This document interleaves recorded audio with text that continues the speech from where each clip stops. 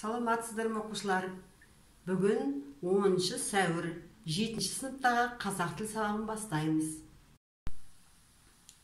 Балалар, бүгінгі сабағымыздың тақырыбы қазақтың батыр қыздары. Сабақтың оқу мақсаты мәтін тақырыбы сөйлеушінің дауыс ырғағы мен сөйлеу мәнері арқылы негізгі ойды анықтау.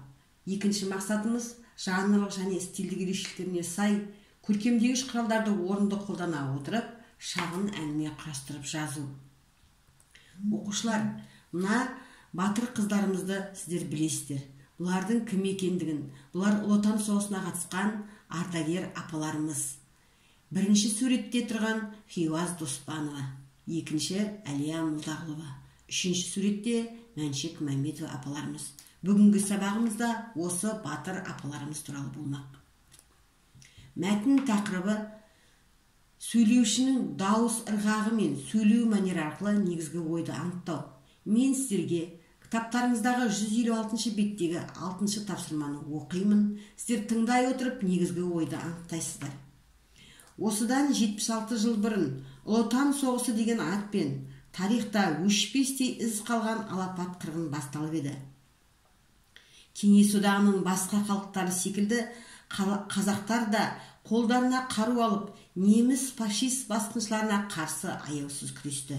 Осы соғыста ерлермен қатар қазақ қыздары да ерлік көрсетіп, ұлттың абыройын асқақтатты. Қазақтың қыздары да намысшыл, аршыл, қайратты екендігін төрткіл әлемге паш етті. Солардың қатарында Мәншек Мәметова мен Әлия Молдағұлова да бар. Бірі пулеметші, екінші сұр мерген. Мәншек пен Әлия ел есінде мәңгілік қалды. Олардың білмейтін, ерліктеріне қанық емес отандастарымыз некен саяқ. Өкінішке қарай, біз соғыс аяқталған 60 жылдан кейін барып қана қазақтың тағы бір қызы соғыста айрықша қаһармандық көрсеткеніне қанықтық. Ол Хиуаз Доспанова. Хиуаз орыстың белгілі ұшқыш қызы Раскова басқарған ұшқыштар полкінде штурман қызметін атқарды. Жау шебінде 300-ден аса ұшып шықты. Соғыс кезінде көрсеткен жауынгерлік ерліктері үшін Қызыл жұлдыз, 2-ші дәрежелі Отан соғысы ордендерімен көптеген медальдармен марапатталды. Хиуаздың соғыстағы ерлігі лайықты бағаланды. Еліміздің жоғарғы марапаты халық қаһарманы атағына ие болды.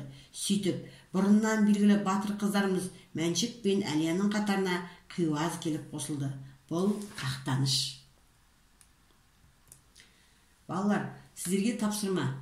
Кестені толтыру арқылы негізгі ойды анықтаңыздар.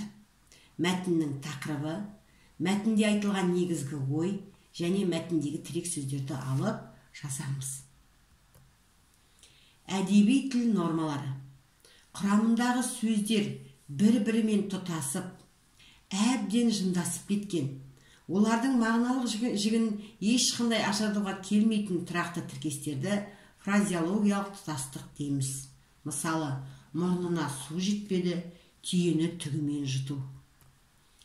Балалар, сіздерге екінші тапсырма. Қазақтың батыр қыздары Әлия мен Мәншекке арналған фильмдерді еске түсіріңдер.